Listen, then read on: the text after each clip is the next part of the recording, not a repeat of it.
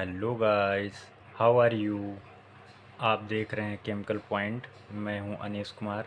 आज हम लोग इस वीडियो में क्लास 12th केमिस्ट्री के फर्स्ट चैप्टर सॉलिड स्टेट के अगले टॉपिक के बारे में बात करने वाले हैं। जैसे कि आप लोग जानते हैं कि जो पीछे की वीडियोज हुई हैं उसमें हमने आपको क्लासिफिकेशन बता दिया कि जो सॉलिड्स होते हैं उनका क्लासिफिकेशन किस प्रकार से किया गया है। अब क्लासिफिकेशन के बाद अब हम लोग सबसे इम्पोर्टेंट टॉपिक डिस्कस करने वाले हैं, जो कि है स्ट्रक्चर ऑफ सॉलिड। ठोस की संरचना। ठोस की संरचना किस प्रकार से होती है उसका अध्ययन हम लोग करने वाले हैं। तो आप लोग बने रहिएगा इस वीडियो में लास्ट तक, ताकि आपको ये पता चल सके कि जो सॉलिड्स होते हैं उनका स्ट्रक्चर किस प्रकार से होता है।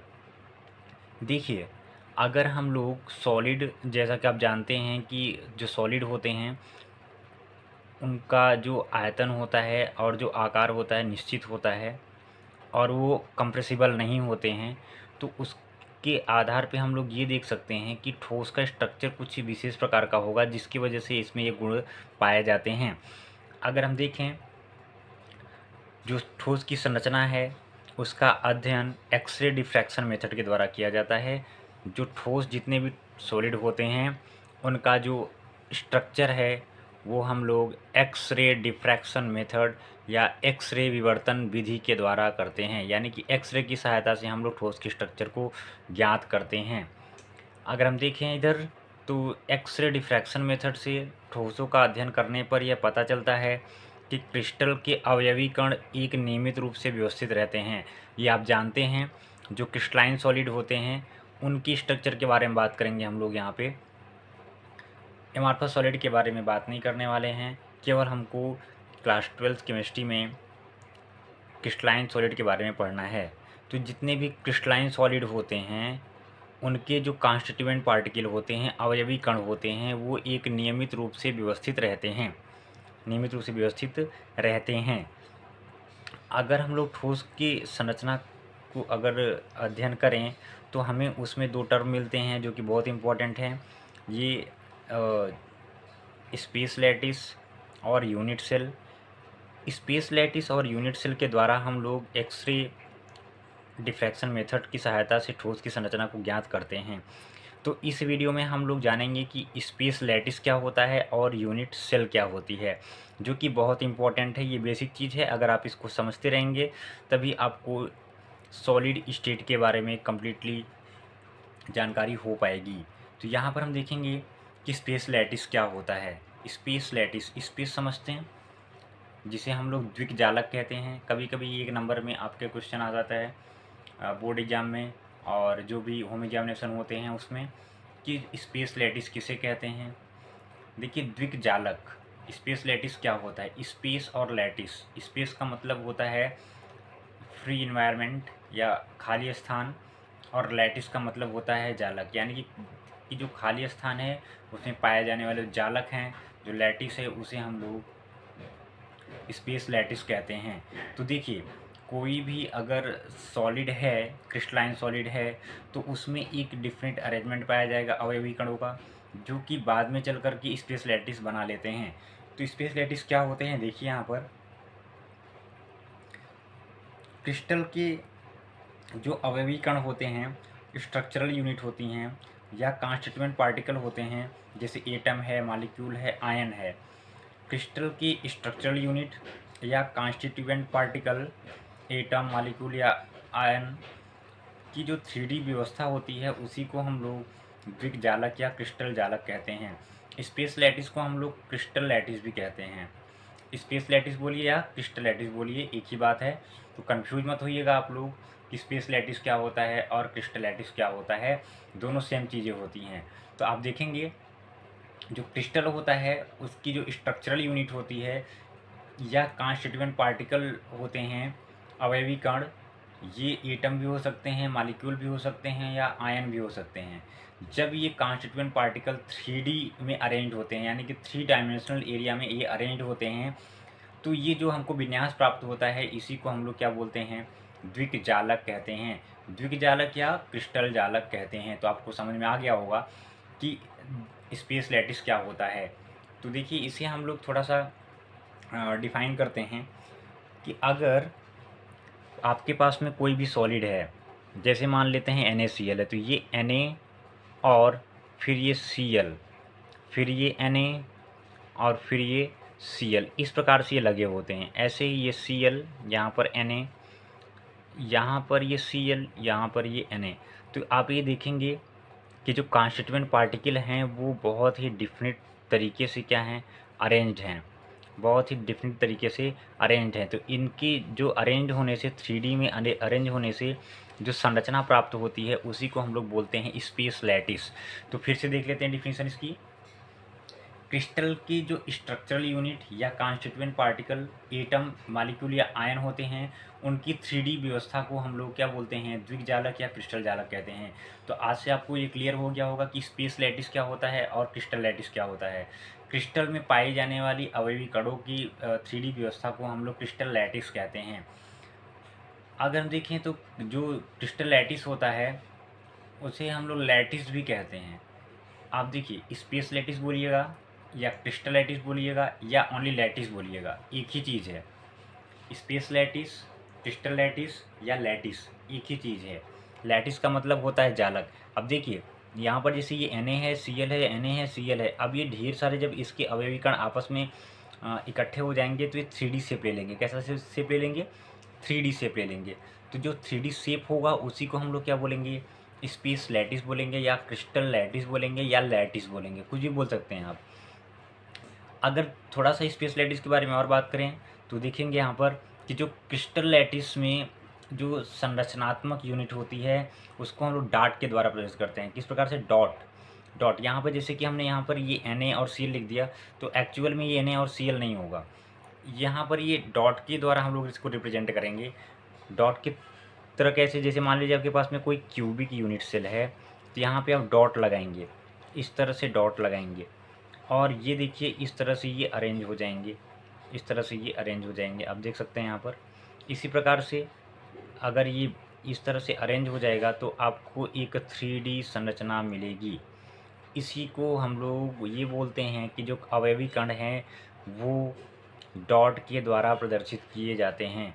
तो यहाँ पर ये जो डॉट आप देख रहे हैं वो एक्चुअल में अवयवी कण हैं। इस प्रकार से अरेंजमेंट जब हो जाता है तो यहाँ पर देखिए एक जालक प्राप्त हो गया, इसी को हम लोग स्पेस लैटिस कहते हैं। तो क्रिस्टल लैटिस में जो स्ट्रक्चरल यूनिट होती हैं उसे हम लोग डॉट के द्वारा रिप्रेजेंट करते हैं, यानी कि बिंदुओं के द्वारा रिप्रेजेंट करते हैं। इन बिंदुओं को लैटिस पॉइंट कहते हैं। इम्पोर्टेंट टर्म है लैटिस पॉइंट। ये जो आप यहाँ पर देख रहे हो, ये जो डॉट है इसको हम लोग लैटिस पॉइंट कहते हैं, और ये जो होल आपको दिख रहा है पूरा स्ट्रक्चर, इसे हम लोग स्पेस लैटिस कहते हैं या लैटिस कहते हैं या क्रिस्टल लैटिस कहते हैं। तो आप लोग कन्फ्यूज मत होइएगा, हम फिर से बोल रहे हैं, जो स्पेस लैटिस है, स्पेस लैटिस को हम लोग क्रिस्टल लैटिस भी कहते हैं या लैटिस भी कहते हैं। तो अब ये जो इस पूरी स्पेस लैटिस में कॉन्स्टिट्यूएंट पार्टिकल, एटम, मॉलिक्यूल या आयन, उनको हम लोग डॉट के द्वारा रिप्रेजेंट करते हैं। क्रिस्टल लैटिस में जो स्ट्रक्चरल यूनिट होती है उसको हम लोग डॉट के द्वारा रिप्रेजेंट करते हैं। इन बिंदुओं को लैटिस पॉइंट कहा जाता है या जालक बिंदु कहा जाता है। लैटिस पॉइंट या जालक बिंदु। तो यहाँ पर हम देख सकते हैं it is also called as lattice site. Lattice point को हम लोग क्या बोलते हैं? लैटिस साइट भी कहते हैं, लैटिस साइट भी कहते हैं। तो आप समझ गए होंगे कि स्पेस लैटिस क्या होता है, क्रिस्टल लैटिस क्या होता है, लैटिस क्या होता है, लैटिस पॉइंट क्या होता है और लैटिस साइट क्या होती है। तो आप समझ गए होंगे। हम आपको पूरे के पूरे एक फिगर में अगर डिफाइन करें इसको, पूरे space lattice, crystal lattice, lattice या लैटिस पॉइंट और या लैटिस साइट को, तो देखेंगे हम यहाँ पर ये जो डॉट है इसको हम लोग बोलेंगे लैटिस पॉइंट या क्या बोलेंगे, लैटिस साइट। इसको हम लोग क्या बोलेंगे, लैटिस पॉइंट या लैटिस साइट। यही जब ये लैटिस पॉइंट ढेर सारे इकट्ठे हो जाएंगे तब ये क्रिस्टल लैटिस का निर्माण कर लेंगे या लैटिस का निर्माण कर लेंगे या किसका निर्माण कर लेंगे, स्पेस लैटिस का निर्माण कर लेंगे। तो आपको अब क्लियरेंस होना चाहिए कि लैटिस पॉइंट क्या होता है। कोई भी स्ट्रक्चरल यूनिट है अगर वो डॉट के द्वारा रिप्रेजेंट की जा रही है तो इसे हम लोग बोलेंगे लैटिस पॉइंट या लैटिस साइट। ठीक है, और जब ये ढेर सारे बार बार रिपीट होकर के, अब देखिए बार बार रिपीट होकर के होल क्रिस्टल बना लेंगे। अब यही है, इधर से ये रिपीट होकर के, इधर से ये रिपीट होकर के क्या बना लेगी, लैटिस पॉइंट, यानी कि दूसरा आपका साइड में बन जाएगा इस तरह से। तो आप देख सकते हैं कि एक आपको यहाँ पर लैटिस है, जालक मिल रहा है, जाल मिल रही है, जिसे हम लोग स्पेस लैटिस कहेंगे। तो आप समझ गए होंगे कि स्पेस लैटिस क्या होता है। मैं बार बार आपको इसलिए बता रहा हूँ क्योंकि इसमें काफ़ी कन्फ्यूजन होता है कि space lattice, crystal lattice, lattice, lattice point और लैटिस साइट। ये आपको क्लियर हो गया होगा। अगर आपको ये क्लियर रहेगा तभी आपको जो आगे की जो टॉपिक्स हैं वो समझ में आएंगे। तो अब हम यहाँ पे देख लेते हैं कि अगर कोई भी स्पेस लैटिस है तो उसके कैरेक्टर्स क्या क्या होते हैं। तो यहाँ पर हम देखें, अगर characteristics of ideal space lattice, कोई भी एक आदर्श स्पेस लैटिस है तो उसमें क्या क्या लक्षण होते हैं जिसको हम लोग देख करके ये बता सकें कि हाँ ये स्पेस लैटिस है और वो स्पेस लैटिस को रिप्रेजेंट करता हो। तो यहाँ पर देखेंगे जो स्पेस लैटिस है उसने प्रत्येक बिंदु जो अवयवी कणों की स्थिति को रिप्रेजेंट करता है। स्पेस लैटिस में जो डॉट लगाते हैं हम लोग यहाँ पर, ये जैसे डॉट लगाया था तो वही बोल रहा है यहाँ पे कि स्पेस लैटिस में प्रत्येक बिंदु जो घटक कण होते हैं उनकी स्थिति को रिप्रेजेंट करता है कि घटक कण कहाँ पर हैं। अगर नेक्स्ट देखें हम, करैक्टर क्या है स्पेस लैटिस का, तो स्पेस लैटिस के प्रत्येक बिंदु का परिवेश अन्य बिंदुओं के परिवेश के समान होता है। ये वाला टर्म आप देखिए समझिए। अगर हम बोलें कोई भी आपके पास में क्रिस्टल है तो मान लीजिए कि ये पॉजिटिव आयन है, ये नेगेटिव आयन, फिर पॉजिटिव, फिर नेगेटिव, फिर पॉजिटिव। अब ये पॉजिटिव के बाद ये नेगेटिव, फिर पॉजिटिव, फिर नेगेटिव, और उसके बाद यहाँ पर अगर हम देखें तो पॉजिटिव, यहाँ पर हम देखें तो नेगेटिव। फिर से इसी प्रकार से देख सकते हैं, ये नेगेटिव है, ये पॉजिटिव है, ये नेगेटिव है, ये पॉजिटिव है। तो आप देखेंगे कि जितने भी लैटिस पॉइंट होते हैं, क्या बोल रहे हैं यहाँ पर, फिर से देखिए, स्पेस लैटिस के प्रत्येक बिंदु का परिवेश अन्य बिंदुओं के परिवेश के समान होता है। परिवेश का मतलब जो उसके चारों तरफ का अरेंजमेंट है उसे हम लोग परिवेश बोलेंगे। तो यहाँ पर आप थोड़ा सा ध्यान से देखिएगा कि ये वाला जो माइनस है, यानी कि जो निगेटिव पार्ट है, ये इसके चारों तरफ क्या रेंज है, ये देखिए इसके चारों तरफ क्या रेंज है, प्लस प्लस प्लस, यानी कि पॉजिटिव आयंस। अगर इसकी प्लस के बारे में बात करें तो इसके चारों तरफ क्या रेंज है, माइनस माइनस माइनस। तो अब जितने भी प्लस होंगे उसके चारों तरफ माइनस, और जितने भी माइनस होंगे उसके चारों तरफ प्लस। तो यही बोल रहा है कि स्पेस लैटिस में प्रत्येक बिंदु, जो भी बिंदु है, चाहे वो प्लस वाला बिंदु चाहे माइनस वाला बिंदु, प्रत्येक बिंदु का परिवेश अन्य बिंदुओं के परिवेश के समान होता है। तो दो यहाँ पर आपने कैरेक्टर देख लिया। पहला कि स्पेस लैटिस में प्रत्येक बिंदु घटक कणों की स्थिति को रिप्रेजेंट करता है, और दूसरा स्पेस लैटिस के प्रत्येक बिंदु का परिवेश अन्य बिंदुओं के परिवेश के समान होता है। थर्ड अगर हम देखें क्या है, तो देखिए संपूर्ण क्रिस्टल लैटिस जालक बिंदुओं के एक छोटे 3 डायमेंशनल ग्रुप की पुनरावृत्ति से प्राप्त होता है। यानी कि जो स्पेस लैटिस है वो कब बनता है, स्पेस लैटिस कब बनेगा, जब जालक बिंदु यानी कि जो लैटिस पॉइंट हैं, जो भी घटक कण हैं, उससे हम लोग डॉट के द्वारा रिप्रेजेंट करेंगे, उसे हम लोग क्या बोलेंगे, जालक बिंदु। तो जो स्पेस लैटिस जितना पूरा पूरा स्पेस लैटिस आपका है उसमें जालक बिंदुओं के एक छोटे समूह के 3D में पुनरावृत्ति होने से ये प्राप्त होता है। मतलब ये है, जैसे कि अभी आपने देखा था यहाँ पर कि हमने यहाँ पे स्टार्टिंग में एक यूनिट बनाई थी, फिर उसके बगल में दूसरी यूनिट, फिर तीसरी यूनिट, फिर चौथी यूनिट, ऐसे ढेर सारी यूनिट बनती चली जाएंगी।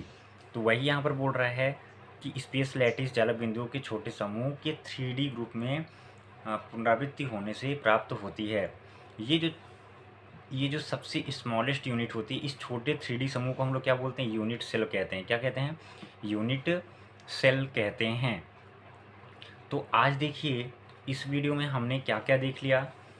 अभी तक हमने ये देखा कि ठोस जो होते हैं उनका स्ट्रक्चर किस प्रकार से हम लोग ज्ञात कर सकते हैं।